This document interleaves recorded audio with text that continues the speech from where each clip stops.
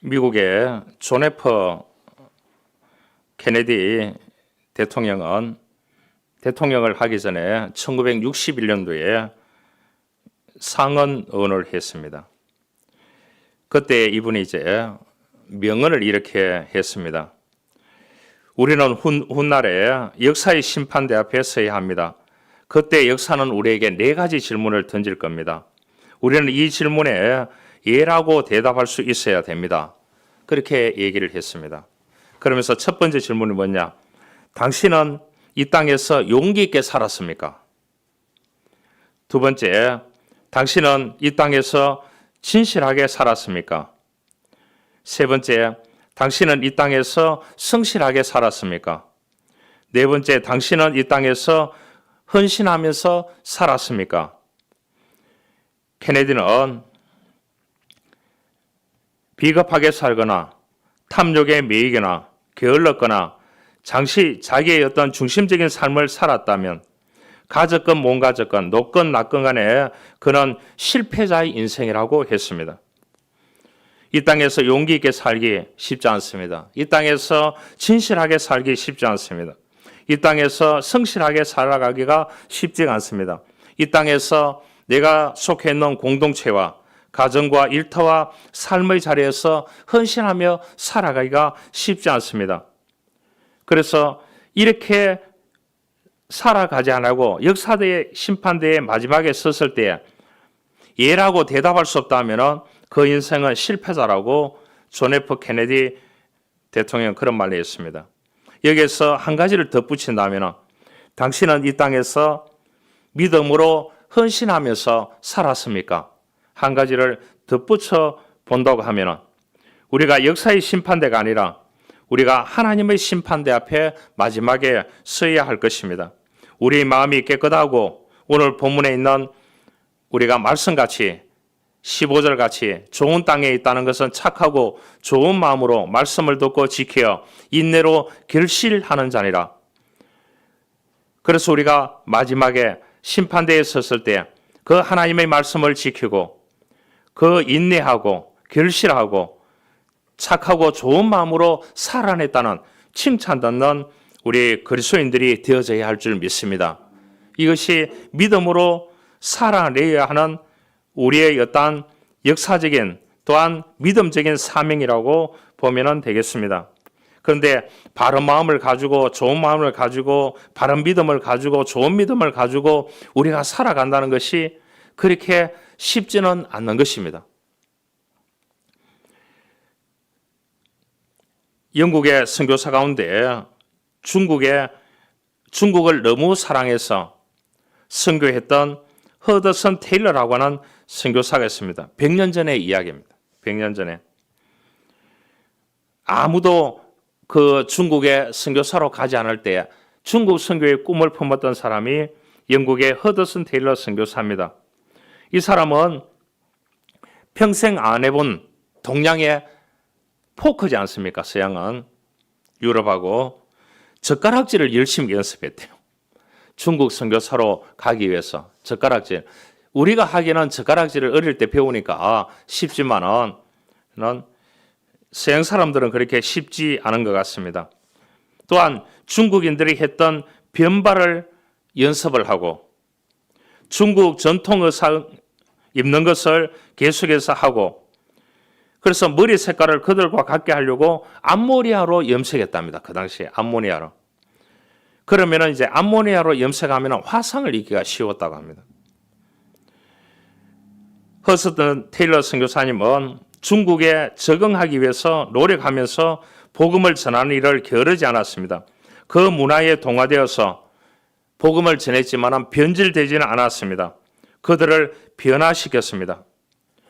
우리가 한 가지의 복음을 가지고 좋은 마음을 가지고 말씀을 지키면서 또한 인내하면서 하나님의 영광을 위해서 이 땅에 살아간다고 하는 그리스도인이라면 이 땅에서 우리가 해야 되는 리스크, 어려운 점 너무 많이 있습니다. 그렇죠? 그러게 오늘날은 버티며 살아가고 견디며 살아가는 시대가 되었는 것 같습니다.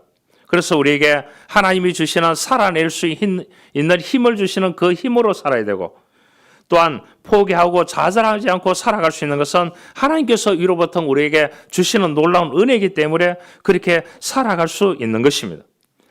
우리의 삶이 초라하고 보잘것없이 보인다고 할지라도 아무 의지할 것이 없는 그러한 삶이라고 할지라도 우리가 바라볼 수 있는 것은 하나님밖에 없습니다. 하나님을 사모하는 마음, 그 좋은 마음, 아름다운 마음, 이 한 마음만 가지고 주님을 의지하고 믿음으로 그 하나님을 사모하고 살아간다고 하면은 그 영혼에게 하나님은 좋은 땅에 착하고 좋은 마음을 주셔서 말씀을 지키고 인내해서 결실을 맺게 하는 줄 믿습니다. 그러죠. 우리가 무엇인가 한 가지를 하면은 하루 만에 이틀 만에 이거를 성과를 내기가 그렇게 어렵습니다. 하루 이틀 만에, 한 달 만에, 1년 만에 성과를 내려고 하는 것들은 뭐가 있습니까?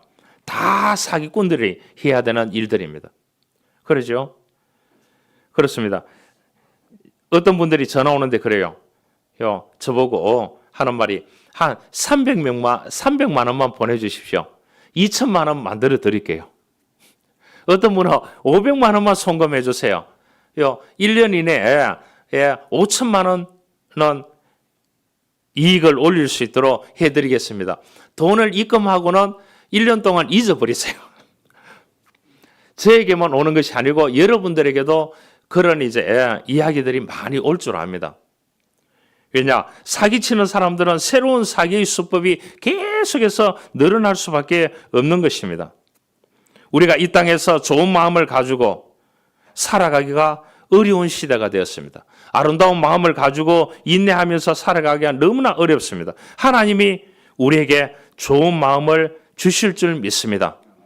그러면은 우리가 견디고 버티고 인내하고 우리의 일들을 하나하나 일구어 가서 어떻게 보면은 우리 인생은 프로세서 과정 가운데 있는 것입니다. 하나님은 우리 인생의 긴 과정 가운데 있습니다. 여러분 너무 결과를 보려고 하지 마시길 바랍니다. 이 과정 가운데서 우리가 하나님을 믿고 하나님께 영광 돌리고 좋은 마음을 가지고 우리가 인내하고 착하고 좋은 마음으로 살아가는 것이 중요한 것입니다. 결과는 하나님께 맡겨야 되는 것입니다. 그래서 바울이 그런 말을 했습니다. 내가 심고 물을 주고 하지만 거두게 하시는 분은 여호와 하나님이라고. 이 말을 믿습니까? 철두철미하게 이 말을 우리가 기억해야 되는 것입니다. 여러분, 예수님께서 한 젊은 청년에게 얘기했습니다.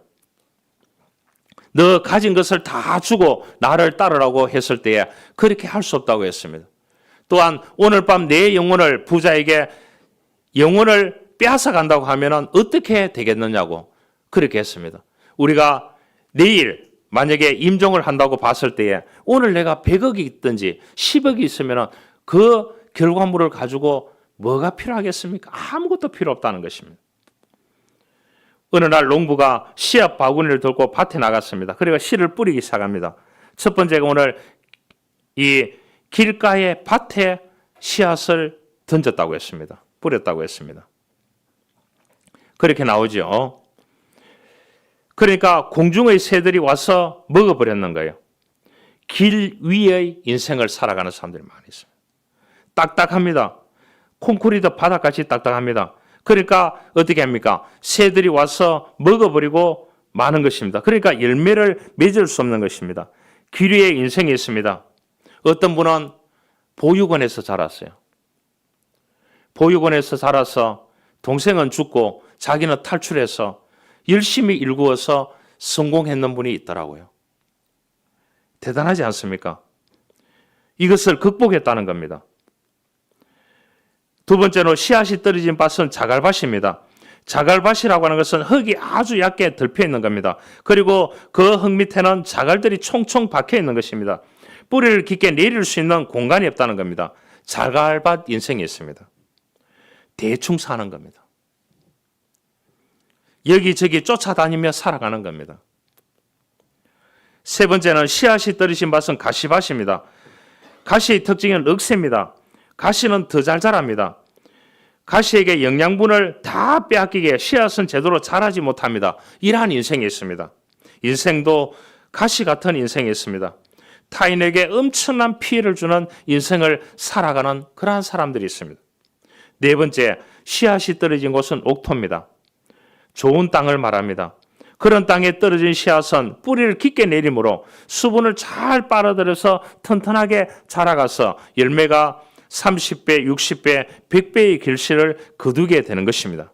여러분, 그러면은 우리의 인생에 옥토 같은 인생을 만들어 가야 되는 것입니다. 여러분, 그 옥토 같은 인생을 만들어가는 것은 하나님의 뜻대로 살아가는 인생에게 하나님은 옥토 같은 인생을 만들어 주실 줄 믿습니다. 먹든지 마시든지 하나님의 영광을 위해서 살아가라고 성경은 우리들에게 누누이 말합니다. 그렇게 살기 힘들지만 그렇게 살기 위해서 우리는 노력을 해야 되는 것입니다. 여러분, 마음은 각양각색입니다. 여러분, 병든 마음을 가지고 있는 운전사라고 생각해 보십시오. 어떻게 되겠습니까? 부정적인 생각, 중독적인 생각, 나는 내 인생을 망치고 말 거야, 이런 사람에게 마음의 운전대를 맡긴다고 하면 어떻게 되겠습니까? 그 인생은 요동칠 수밖에 없는 것입니다. 그러나 건강한 좋은 마음, 아름다운 마음, 이러한 마음의 운전사에게 자신의 인생을 맡긴다고 하면 어떻게 될까요? 긍정적인 생각과 긍정적인 믿음과 긍정적인 좋은 부분을 가지고 인내하면서 좋은 열매를 맺을 수가 있게 되는 것입니다. 여러분, 편견과 선입관이 있는 마음이 많이 있습니다. 자신의 잣대 심리를 가지고 인생을 살아가는 사람들이 많이 있습니다.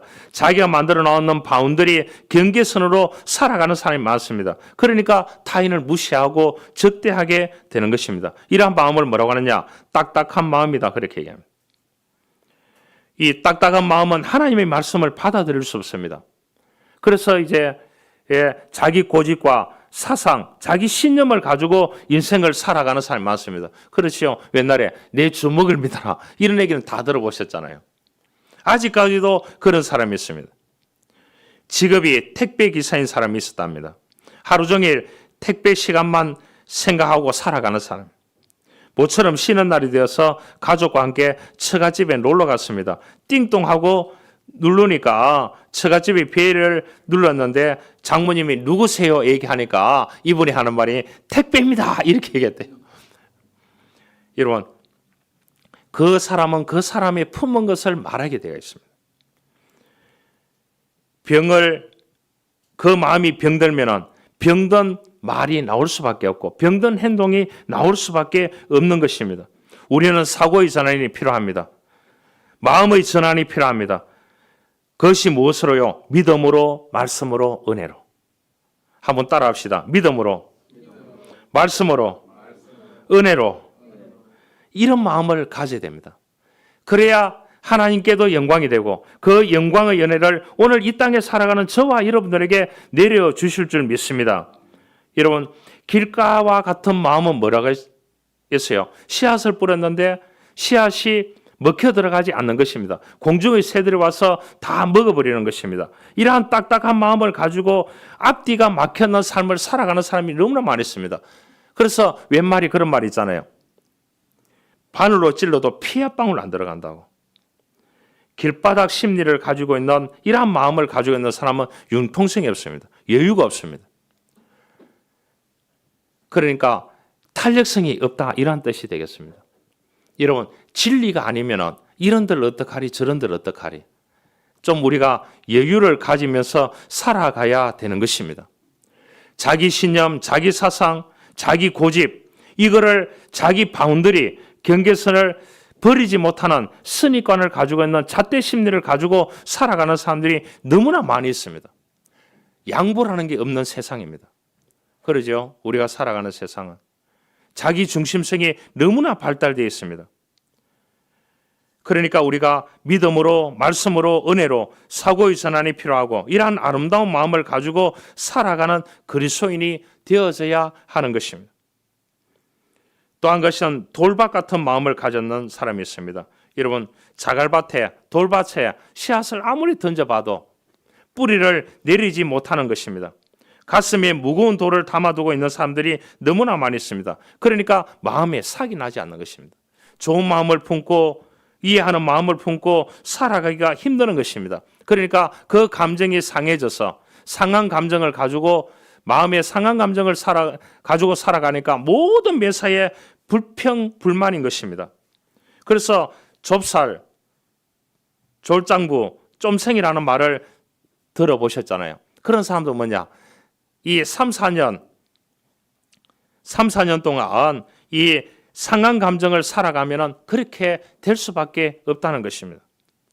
여러분, 오늘날 잘못된 문화의 전통을 마음의 돌덩이로 안고 살아가는 사람이 많이 있습니다. 그래서 어떻게 되느냐? 대인기피증, 은둔족, 외톨이족들이 많이 생겨납니다.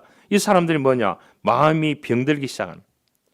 그래서 외로운 인간, 소외된 인간, 버려진 인간의 마음을 가지고 살아가게 됩니다. 그래서 불안하고 불면증이 생기고 무기력하고 식욕이 있고 병적인 충동적인 요소가 살아나게 되는 것입니다. 여러분, 우리가 말씀으로 치유받아야 됩니다. 은혜로 치유받아야 됩니다. 믿음으로 치유를 받아야 되는 것입니다. 돌밭에 아무리 씨앗을 뿌려도 안 되는 것입니다. 그러한 마음을 가지고 살아간다고 하면 안 되는 것입니다. 우리가 신앙과 믿음으로 연결되어야 그 마음이 좋은 마음, 아름다움이 될 줄 믿습니다. 가시밭과 같은 마음을 가지고 살아가는 사람이 많이 있습니다. 그렇죠? 그 유명한 심리학자인 햄스테드라는 박사가 그런 말을 했습니다. 인간은 하루에 5만 가지에서 6만 가지를 생각한대요. 그 많은 생각 중에 75%가 부정적인 생각이고 25%는 긍정적인 생각이라고 합니다. 인간의 마음은 관리하지 않으면 부정적일 수밖에 없다는 겁니다. 걱정과 근심과 불안과 시기와 질투로 가득한 마음으로 살아갈 수밖에 없다는 것입니다. 여러분, 그래서 삶의 에너지를 다 부정적인 것에 소비할 수밖에 없는 인생인 것입니다. 여러분, 사람 속에 가시덤불이 있다고 하면 에너지를 다 뺏어갑니다. 그러죠? 에너지를 다 뺏어갑니다. 지나치게 의식하는 마음, 경직된 마음, 정신적으로 타인에게 노예가 된 마음, 생명의 에너지를 삼키는 가시덤불 같은 이러한 마음을 가지고 가면 그 마음이 발전할 수 없는 것입니다. 그 마음에 우리는 말씀으로 은혜로 믿음을 심어야 될 줄 믿습니다. 그래야 열매를 맺을 수가 있는 것입니다. 옥토 같은 마음은 얼마나 좋습니까? 가나안 땅에 여호수아와 갈렙이 갔을 때에 뭐라고 했습니까? 여호와께서 우리를 기뻐하시면 그 땅으로 인도하여 들이시고 그 땅은 우리의 밥이 될 것입니다. 신앙적인 낙관론을 봤습니다. 여러분, 우리가 주님 만나는 그날까지 신앙적인 낙관론으로 보고 살아가야 될 줄 믿습니다. 여러분, 꿈꾸는 대로 된다고 믿고 기도해야 됩니다. 꿈꾸는 대로 된다고 믿고 말씀을 의지해야 됩니다. 꿈꾸고 된다는 것을 가지고 하나님의 주시는 은혜를 부어주시면 된다는 믿음을 가지고 살아가는 것이 그리스도인의 마음인 것입니다. 할렐루야. 이 마음을 살아가야 또 다른 사람에게 이 마음이 전이가 될 수 있는 것입니다. 그래야 복음이 배달될 수 있는 것입니다. 사도 바울 시대도 외형 중심으로 살고 있는 사람들에게 증명적인 도전적인 설교를 던졌습니다. 2000년 전의 얘기입니다. 오늘날 우리와 똑같은 외적인 조건이 충족됐던 로마 시대의 사람을 평가하는 기준이 그 시대에 사도 바울이 복음을 전하기 위해서 소아시아에 그만큼 다니면서 엄청난 교회를 세우고 복음을 전했습니다. 그런데 그 당시에 로마 사회에서 사람을 평가하는 기준이 첫 번째가 뭐냐? 지능이었습니다. 두 번째가 뭐냐? 근육이었습니다. 근육. 왜 그랬는지 모르겠어요. 근육이 있는 사람. 처음에 이제 지능이 있는 사람, 그 다음에 근육이 있는 사람, 세 번째 미모가 있는 사람 그랬어요. 2000년 전에도 그 시대를 평가하는 기준이 있었습니다. 여러분, 하나님의 기준은 뭔 줄 압니까? 지능도 아니고 근육도 아니고 미모도 아니고 뭐냐? 인격과 성품과 마음입니다. 우리가 하나님의 말씀으로 인격을 바르게 되고 하나님의 은혜로 성품을 바르게 되고 믿음으로 마음의 중심을 잡아야 되는 줄 믿습니다. 이것이 하나님이 보는 기준인 것입니다. 그래서 다윗에게 그런 말을 했습니다. 사람은 외모로 보거니와 나 여호와는 중심을 보느니라.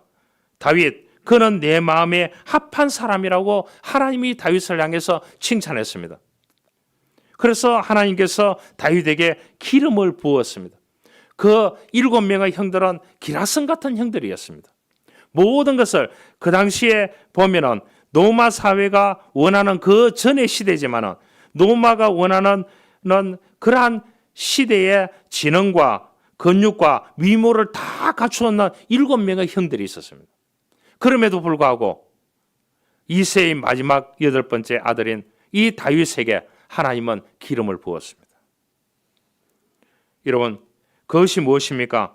하나님의 기준인 인격이 되고 성품이 되고 또한 마음의 중심이 여호와 하나님을 섬기는 마음을 가지고 있었기 때문에 그를 선택했다는 것은 우리가 알 수가 있습니다. 여러분, 좋은 마음, 아름다운 마음을 가지고 살아야 우리가 결실을 맺을 수 있는 것입니다. 다음 주는 우리가 추수감사주일입니다. 한 해의 결실한 것은 하나님께 놓고 하나님께 예배하는 그러한 진리에 따라서 우리가 하나님의 받는 축복을 우리가 하나님께 드리면서 예배하는 절기인 것입니다. 우리가 이 땅에서 살아가는 모든 것들이 다 하나님께로부터 왔습니다.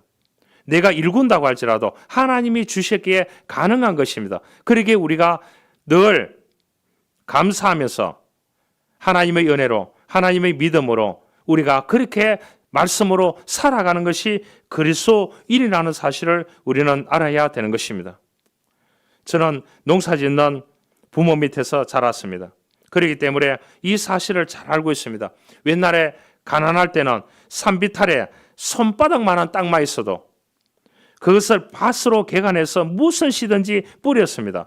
농사를 지으려고 너무나 애를 썼습니다. 나중에 보니까 가시나무가 자라니까 그 가시나무를 뽑아내고 거기에 또 씨앗을 심습니다. 가시나무가 계속 하면 계속 뽑고 씨앗을 계속 심었습니다. 그 한 평짜리 땅이라도 개간해서 그렇게 일구는 모습을 보면서 저는 자랐습니다. 하나님의 말씀을 보니까 내 마음에 길가에 돌짝에 가시떨기에 무엇인가를 부정적인 것을 계속 뿌린다고 할지라도 내가 하나님의 말씀으로 하나님의 은혜로 우리가 믿음으로 이것을 계속해서 뽑아내는 삶을 살아가는 것이 그리스도인이라는 것을 우리가 잊어서는 안 되는 것입니다. 할렐루야. 여러분, 하나님께서는 우리에게 좋은 그러한 마음을 주시기를 원합니다. 말씀을 듣고 지키고 그 다음에 하나님의 은혜로 믿음으로 인내하면서 결실을 맺어가기를 하나님은 원하고 있습니다.